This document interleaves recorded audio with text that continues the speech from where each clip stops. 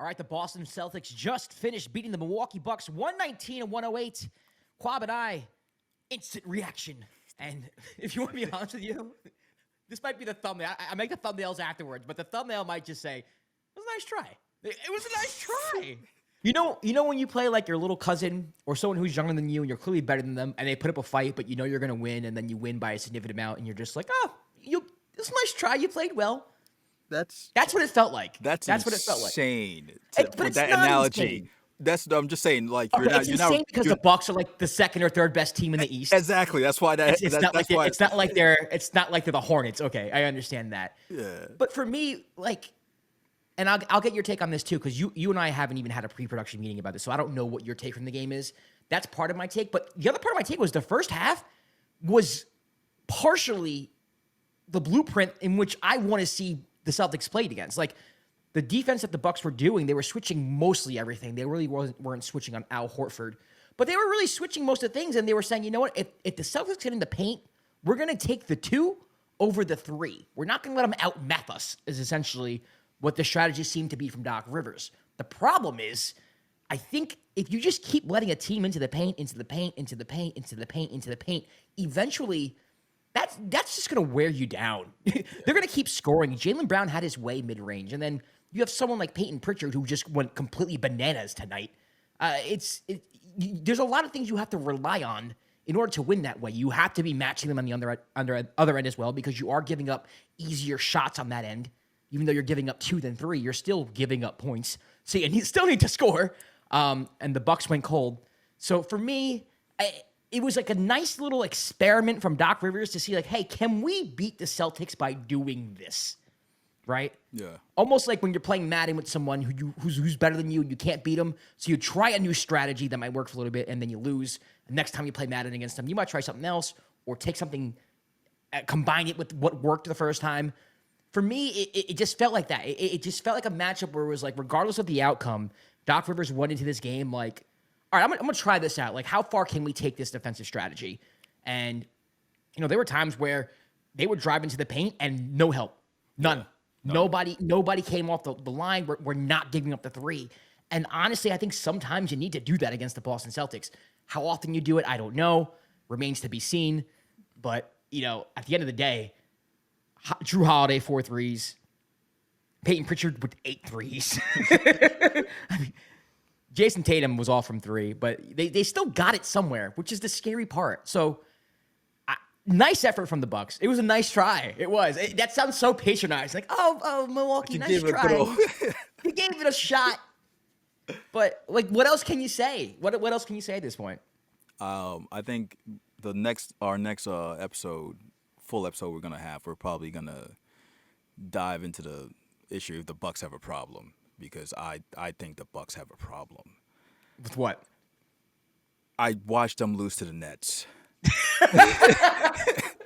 I double did it, by the way. You guys smoked in the second half.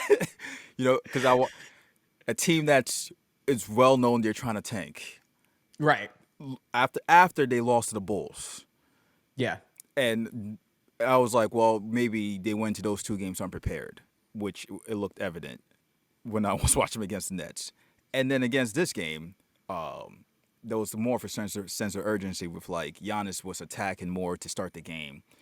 Like you said, with their strategy on defense, but also on offense, in the first half, they were looking to give the ball to Brook Lopez down low more to score, which it was effective for the most part. But Peyton Pritchard was 2 points away from putting up 30, and that would have been the 3rd consecutive 30-point game by a small guard, because it was Kobe White, Cam Thomas, and now Peyton Pritchard. Last year, we talked about, hey, the Bucks personnel doesn't really suit them when it comes to perimeter defense, because you know what? In getting Dame, they gave up Drew Holiday. Yeah.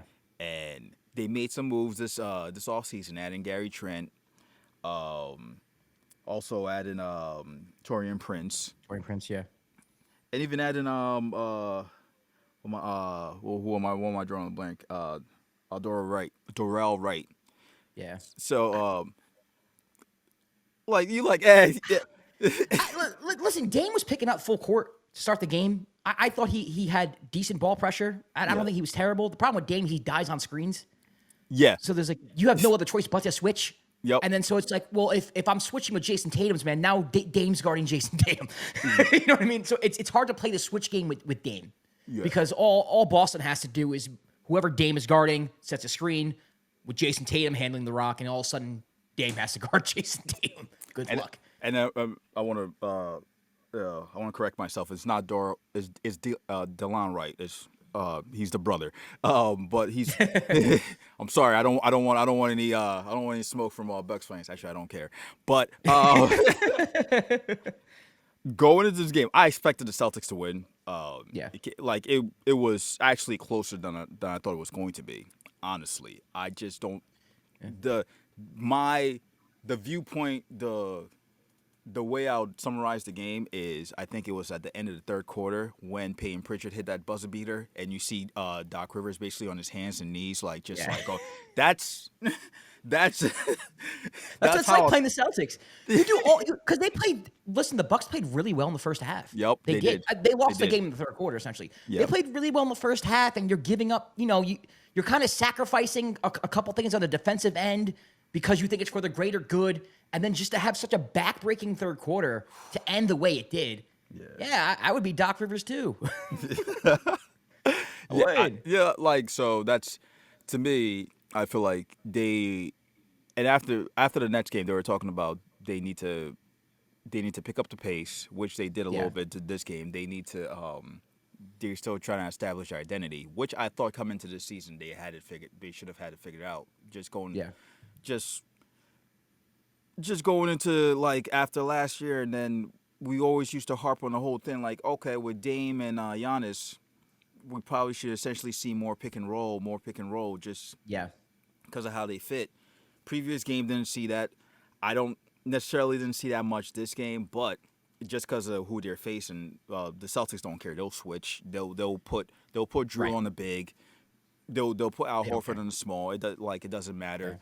But the Celtics, again, they're just hard to beat, like you said, with the way they shoot the ball, the way they defend.